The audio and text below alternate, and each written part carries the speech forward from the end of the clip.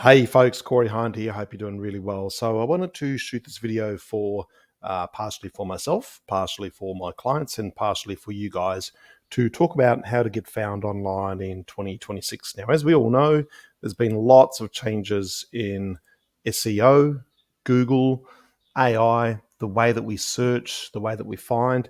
It's all changed quite a fair bit over the last couple of years, and we're certainly noticing in the latter half of this year that there's been a lot more change, and it's really important now to be aware of what you need to do.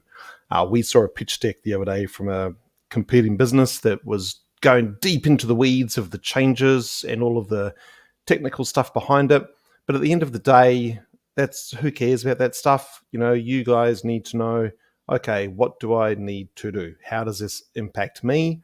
What should I be doing on the daily to make sure my business gets found on Google, etc. So I say Google, etc. because a year ago it was all about Google.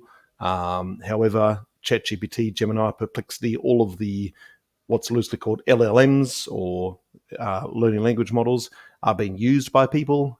There's more mobile search. So people are finding things in different ways. They might Google a business niche, but then they might go to ChatGPT and ask a far more detailed question about that niche and get different answers. So I've got a 4-part thing here to run you through, which is kind of what we're now doing. So as you probably know, with SEO in the past, it was all about what's on your website, the content.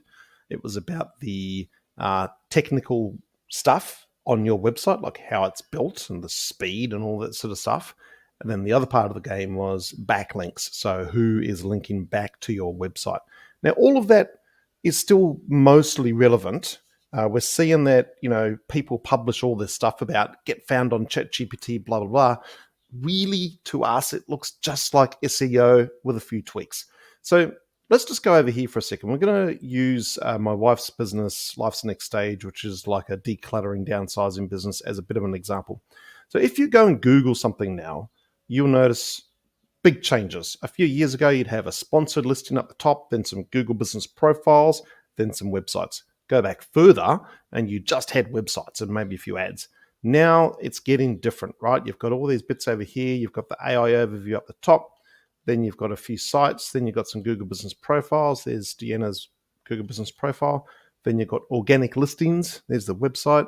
Here's a Facebook post. There's all these other things that pop in that, the people also ask a box, which take up space on the front page of Google. So Google's changed, as has the other things that people look at to find answers. So we're going to give you not our exact playbook, because at the end of the day, when somebody works with us, we're looking at, hey, who's winning that search on Google, etc. now, why, and what do we have to do to beat them? That's really what an SEO person should do. Weirdly, we're also sort of adapting our business quite a lot at the moment to do more of the ads game as well, because the front page of Google is all about pay to play as well. So that's a separate conversation. But let's run you through this article as a guideline, and then we'll reference Deanna's businesses to sort of show you what you need to do. So SEO and AI times. So we know that it's changed. Okay, that's the biggest. This is a really big statement just here. The new game is about trust, authority, and visibility across multiple digital layers. So what does that mean? Trust. Okay, so a person leaves you a review, a real person on Facebook or LinkedIn or Google. That's a trust move. Authority is kind of like, are you a published author in your space? Do you put out content? Are you known in that business space? And then visibility across digital layers means, are you showing up in all of the places? Okay, so we'll unpack that a little bit further as we go. And if you look at a normal Google search these days, you'll see that it's important to keep all those things in consideration, because there's an AI overview at the top, which is gleaning brand mentions and stuff of that nature, as well as SEO things like articles and links. Then you've got that Google business profile, which is all about the trust and authority. And then down here, you'll see, Facebook content, and you'll often see Reddit content as well. So these things are quite different to what was happening only a few years ago. So we've got 4 categories, and I'll run you through, and I'll kind of reference almost like a video I shot for a client earlier today, where you need to look at where you're strong and where you're weak as well. So the first part is on-page SEO and content. Okay, so if your website's been around for a while and ranking okay, this stuff's probably all right. What is on your website? Okay, obviously the old days are gone where you could just stuff keywords all over the place and hope that Google couldn't see that the content was rubbish. Those days are well gone. But the AI search models, as well as Google, they're not looking at exact phrases. They're looking at what's the content here? Does this person have a whole bunch of content around this topic? Do those articles link to each other? Have they got a bit of a content stack or a bit of a topic stack about this stuff? So that's really, for a lot of businesses, especially our clients who have been doing SEO for a few years, this stuff is the same. Hasn't really changed. Can't be waffle, can't be rubbish content, needs to be good content. Okay, but it just needs to be what Google's looking for. So if somebody says, find me a good gym nearby, your website should be clearly obvious that you're a gym in the location they're looking for. You have content about fitness, etc. And you might even have some local area content and probably links from local businesses, but we'll talk about that a little bit further down in this video. So the on-page stuff is still really important. Your website has to be on topic. It has to be obvious what you do, where you are. Okay, just a couple of points here. Topic depth beats word count. You don't need to just smash out the biggest article in the world. You just need to have the best answer to that query. So if somebody's asking Google something, your content needs to be good at answering that. You can use ChatGPT or Gemini or Perplexity to write that for you and then edit it and add links and add images and FAQs and infographics to make it a really good article, a really good piece of content, if that's what you want to do. We're not going to go through the rest of this because it's quite long, but your content should match what you're trying to rank for. Okay. Now, a good example we've got in this article is from a client. They have a rehab clinic and they have articles which are really well structured and they answer the query and they give Google what they want. Now, the person who writes those happens to be a journalist, so she's obviously got the training to produce good content. But you can find that sort of answer out there. You can find people to do that for you. Okay, so the articles they write are well structured, they're natural, they're well written, and they answer the question. Okay, a lot of the content out there these days just waffles on. You don't want that. You want something that's good and answers the query. Okay, so let's move on from that. But that step hasn't really changed. Obviously, your content and your website needs to match what you're trying to be found for. Okay, we talk about bullseye phrase quite a lot in our business, which is the main phrase that people would search when they're trying to find you. Make sure you have lots of content about that on your website.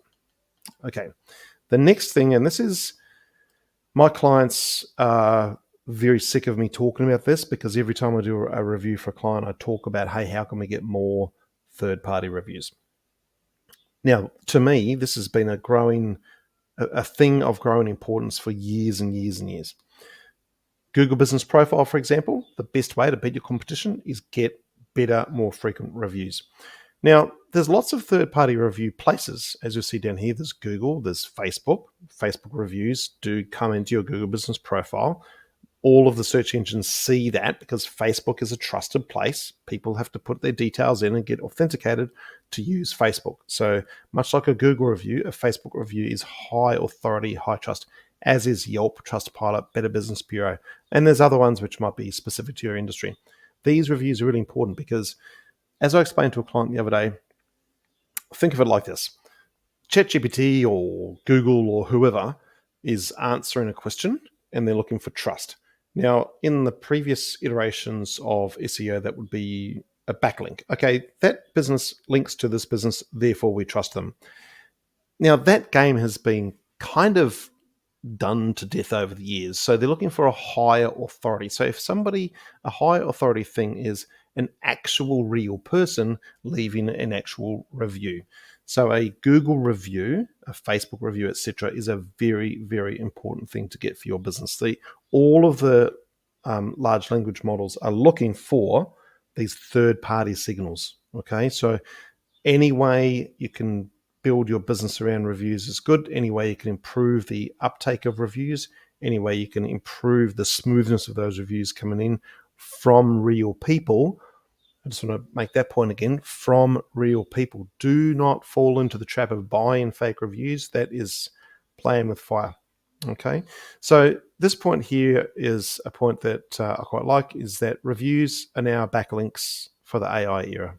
Okay, it's really important. People who are smart and really do their research, they know this. We know a business down in Christchurch, a doggy daycare business, and Jamie, the owner, they've realized this straight away once they bought the business. Hey, we need to out-review our competition in the city, because there's lots of them. There's about 10. And they've automated that. So every time a person does a pickup, they've got systems in place so people can scan your QR code, all that sort of stuff. So it's really important to do that stuff. It's probably one of the most important things you can do to improve how your business gets found online now. Also, it's a massive trust builder for actual people. I don't know about you, but I will rarely use a business without checking out their reviews online first. So that goes for restaurants, cafes, anything really. I'm looking for their reviews, and I'm also looking at what happens when they get a bad review. How do they deal with that? Okay, and I'm looking to see if the reviews are authentic. So once I've found that business, if they have a strong review game, the lead me will turn into a customer. And really, that's the whole point of this game, right? Get found, convert that person into a sale. So the reviews help you get found, but they also help you convert that person into a sale. Boom, that's the entire game. Let's move on to number 3. So number 3 is, I've called it social signals of the comeback story. So what do I mean by that? So in the past, many years ago, people, when sort of Facebook was in its early phases, LinkedIn, even Reddit in its early phases, people would get in there and just basically refer other people's businesses and talk them up. It was quite a popular thing. It's fallen by the wayside because a lot of the visibility of that stuff is gone, and it doesn't look as authentic as it could. So that game sort of slowed down. We are noticing many Google searches will now come up with, as you saw before, a Facebook group conversation. Even an Instagram post can turn up on the front page of Google. A Reddit threads are turning up on the front page of Google at an astonishing rate. So we know that these social mentions are part of the game.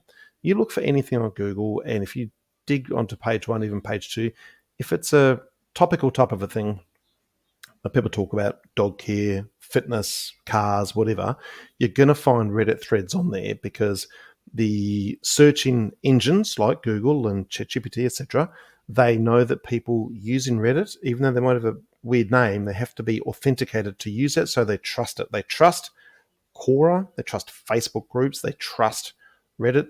You'll see, YouTube clips, etc. All these things will turn up on the front page of Google, so we know that Google's paying attention to them. We also know that links are important, but mentions, even unlinked mentions. So an unlinked mention means somebody might say Corey Hind without linking to me or a business or a website. That is now moving the needle more than it ever has before. And again, much like reviews, these social mentions, so again, it could be a Facebook group and somebody said, hey, does anybody know of a good doggy daycare center in Christchurch? And somebody would jump in there and say, yes, I do. Try these guys. Now, you don't even need to do a link. It's just the brand mention is enough. That will get picked up by these search machines, and that will help your business. It will help you rank better, but again, also potentially be a direct lead as well. So this social signaling, I won't tell you exactly what we do because it's a long conversation, but we have people, myself included, who are making sure that our clients are prominent in all of these places. Okay, so that might be LinkedIn, that might be Facebook, that might be Quora, that might be YouTube conversations on somebody's video, that might be Reddit, all these places. So where people are talking about your niche, you should be in there, because that will help you get found in a multitude of ways. Okay, it's no longer just a nice little marketing ploy, it's an SEO tactic as well, because we know that, side story, I don't know if you know about do follow and don't follow backlinks, but in the past, a don't follow backlink, like a link on a Facebook page, wouldn't get much SEO juice. Well, that game is pretty much finished. So I saw data this week which indicates that a no follow link is just as valuable as a do follow link. So it kind of destroyed the whole idea of which links were valuable and which weren't. We'll move on to links in a second, but it just goes to show that a lot of the old rules have now been broken because the search machines are looking for what they've always looked for, which is the best answer to the searcher's query, so that that person keeps using that search thing so that they will see ads, and that's how their business runs. Okay, it's really, that's the game. All right. So tips: be visible where conversations are happening. So get into those Facebook groups, get into Reddit, throw your name in the mix, get somebody else to throw your name in the mix, add value, just give away free advice, show people the way, give them the recipe, like we've done in our business for years. We just give people the stuff and they can either do it themselves or they can pay us to do it better, and they can do the other stuff. So that's a good tip. Encourage brand mentions, even if there's no link directly. So, a lot of the Facebook groups used to say, oh, yeah, you can say that, but you can't put a link into their business, which was fair enough. They didn't want their Facebook group to turn into a online sort of notice board type of thing. So now we know that it doesn't matter. You can just mention their name and that's fine. Okay. Now also this one here is to share insights, not ads. So especially places like Reddit, if you go in there overtly advertising your business, you'll get shot down real quick and probably banned from that thread or subreddit, and you'll be gone. So get in there and just add some value and maybe drop a name. That's pretty much it. Social chatter is what we call it. Social chatter now functions like word of mouth for SEO. So, just want to drop in this one. Tumara Energy, that's a solar power provider in New Zealand. They are small compared to their competition.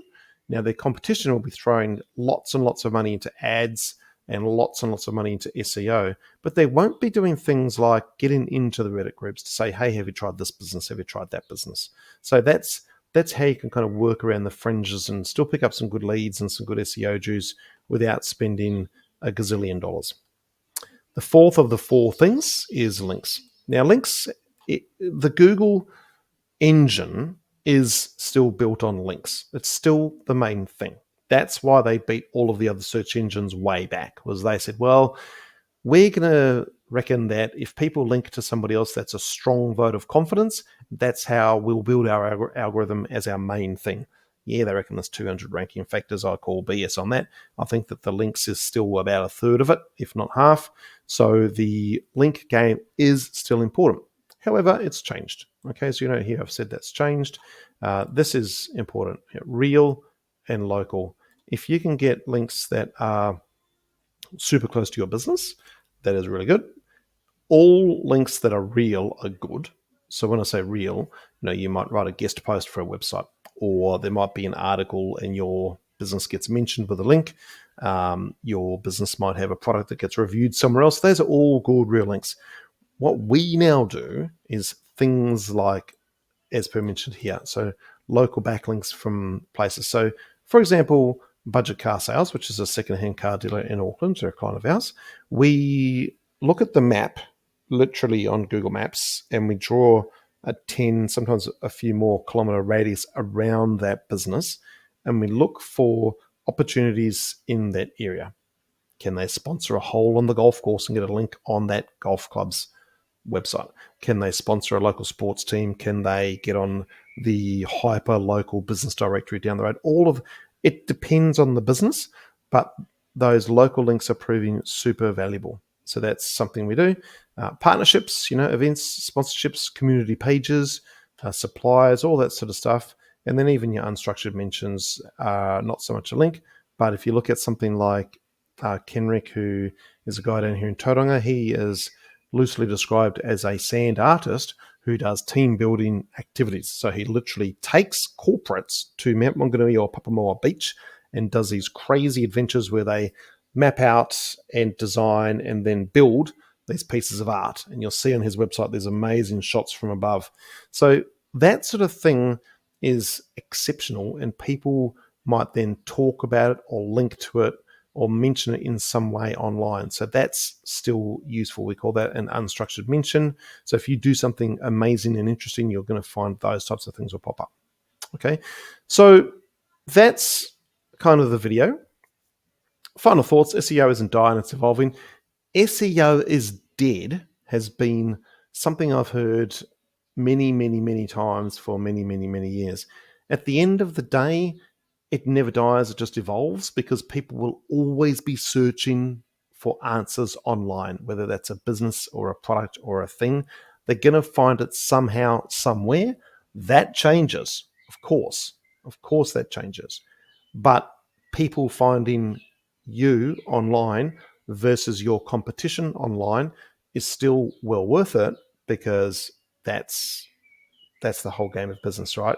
You've got a niche, you want to be the most found and the dominant person, so you do all the things necessary to win that game. So just make sure that you're active socially, you're still looking for links, your website's still relevant, all of that stuff's still going on. Review this content, and if you don't quite understand any of these 4 elements, just pop down into the comments and ask, and we'll get back to you, and we'll try and walk you through that. Thank you to Life's Next Stage for giving us an opportunity to look at your site and kind of talk about how we can apply these points to your business. And thanks everybody for listening. If you could hit like, that'd be awesome. I'd appreciate that. And we'll talk soon. Bye for now.